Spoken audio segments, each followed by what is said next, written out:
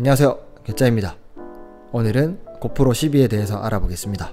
고프로 측으로부터 발매 전 기기를 미리 지원받아 일주일 정도 사용해봤습니다. 본론부터 말하면 하드웨어 변화가 없다고 합니다.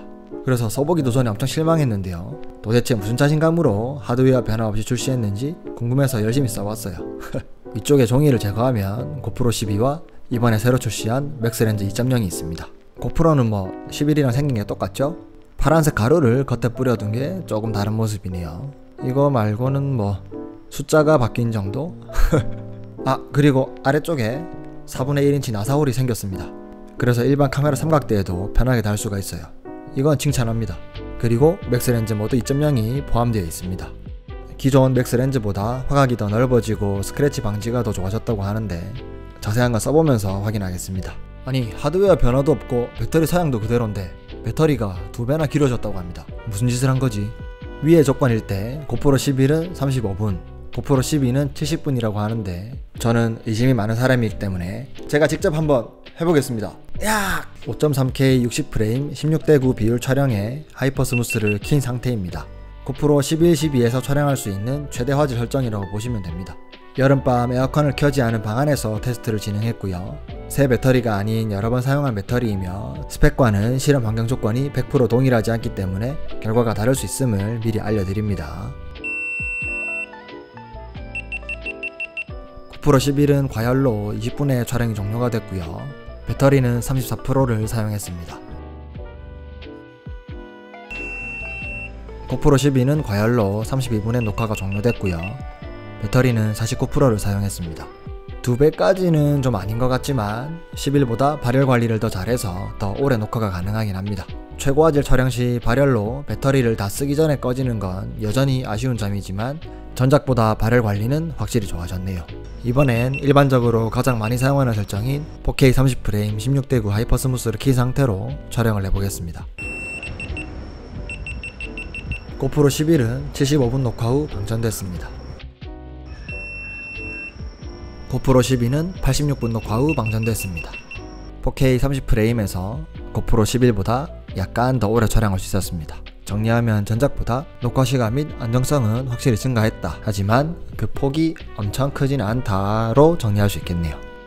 HDR이 이번에 새로 들어갔습니다. HDR은 어두운 곳부터 밝은 곳까지 한 번에 잘 보이는 것을 말하는데요. DR이라고 표현을 합니다.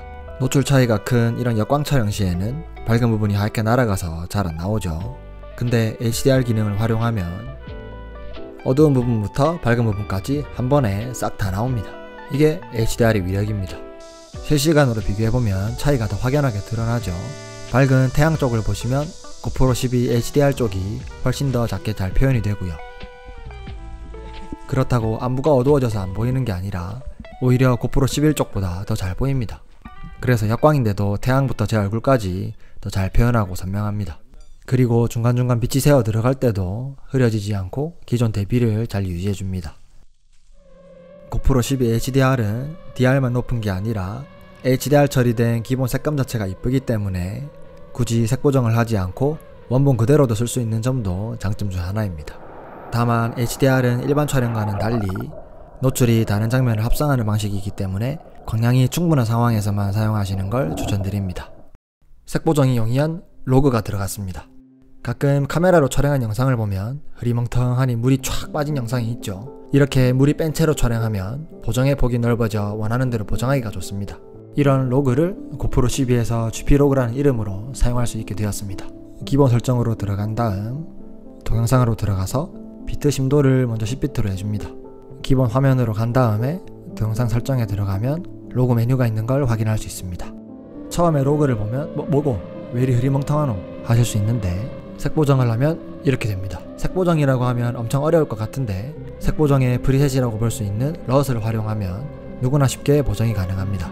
지금 보시는 장면도 프리미어에 내장된 기본 럿을 적용하고 거기에 대비만 살짝 조절한 게 끝입니다. 근데 나쁘지 않죠. 그리고 가끔은 이런 물 빠진 색감 자체가 좋을 때가 있어서 상황에 따라서는 로고 촬영 원본 그대로를 사용하기도 합니다.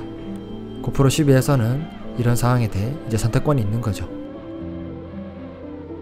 정사각형에 가까운 8:7 센서는 고프로 11때부터 잘 쓰고 있었는데요. 고프로 12에서 한 가지 추가된 점이 있습니다. 고프로 11에서는 타임랩스 촬영 시 16:9와 4:3까지만 지원했는데 고프로 12에서는 8:7을 지원합니다.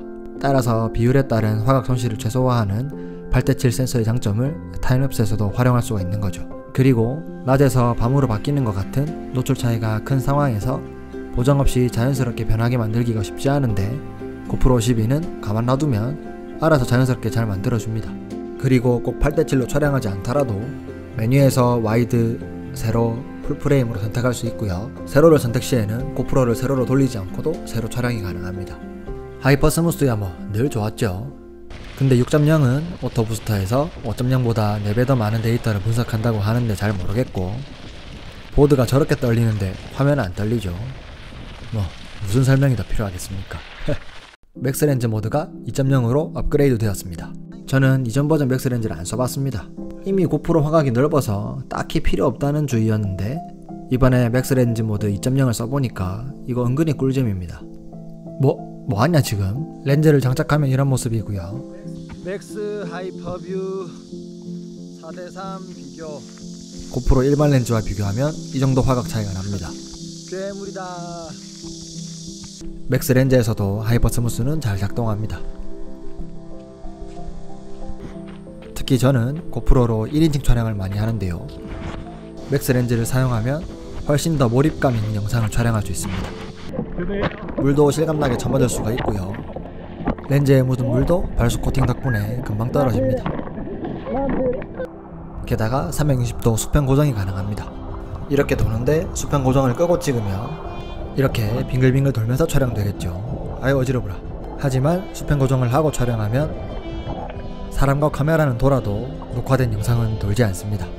맥스 렌즈를 장착해도 방수에는 문제가 없지만 수중 촬영용으로 개발된 게 아니기 때문에 물속에서는 이렇게 초점이 살짝 맞지 않게 나옵니다. 그래서 수중 촬영용으로는 쓰지 않는 것을 추천드리고요. 그거를 무시하고 쓰면은 이렇게 나옵니다. 초점만 맞았으면 진짜 이뻤을 거를. 좀 아쉽죠? 따라서 광량이 충분한 수중 상황에서는 일반 렌즈에 4K 120프레임으로 촬영해서 슬로우 모션으로 쓰는 걸 추천드립니다. 블루투스 오디오 연결이 가능해졌습니다. 에어팟이나 블루투스 마이크를 연결할 수 있고 연결한 마이크로 녹음을 하거나 음성 명령을 내릴 수 있습니다. 고프로 설정에서 기기 페어링을 누르고 에어팟도 페어링 모드로 들어갑니다. 목록에서 에어팟을 누르면 고프로와 에어팟이 연결이 됩니다. 써먹는 걸 예시로 보여드리면 고프로를 세면대 옆에 놔두고요. 물을 틉니다. 이러면 시끄러워서 음성 명령이 안 들어가겠죠. 문을 닫고 블루투스가 끊기지 않을 만큼만 멀리 갑니다. 저의 음성 명령을 에어팟 마이크로 고프로에 전달을 합니다. 고프로 촬영. 고프로가 작동하는 삐비빅 소리가 제 에어팟으로 들립니다. 심심한데 똥이나 싸러 가볼까? 한번 가보자. 물을 틀어놨나? 이러면 안 되는데. 저의 발연기 음성이 에어팟 마이크를 통해 고프로로 전달이 됩니다. 에헤, 이런 낭비가 있나. 고프로 촬영본을 불러오면 에어팟으로 녹음된 제 목소리와 고프로로 녹음된 물소리가 한 영상의 다른 채널로 저장이 되기 때문에 이를 잘 활용하면 정말 유용하게 사용할 수 있겠죠. 4분의 1인치 나사올이 들어갔습니다. 유일한 하드웨어적 변화인데요. 이거는 뭐 없는 거보다 있는 게 무조건 좋죠. 진작에 넣을 수 있었겠지만 일부러 12를 위해서 아껴둔 게 아닌가 합니다. 그래서 기존에 가지고 있던 일반 카메라 삼각대에도 고프로를 사용할 수 있게 되었습니다. 고프로 12 업그레이드인가요? 네, 맞습니다. 하드웨어 변화가 나사월이랑 껍데기에 가루 뿌린 것밖에 없죠. 기계적으로만 생각한다면 업그레이드 맞습니다. 인정할 건 인정해야죠. 그럼 살만한가요? 네, 살만합니다.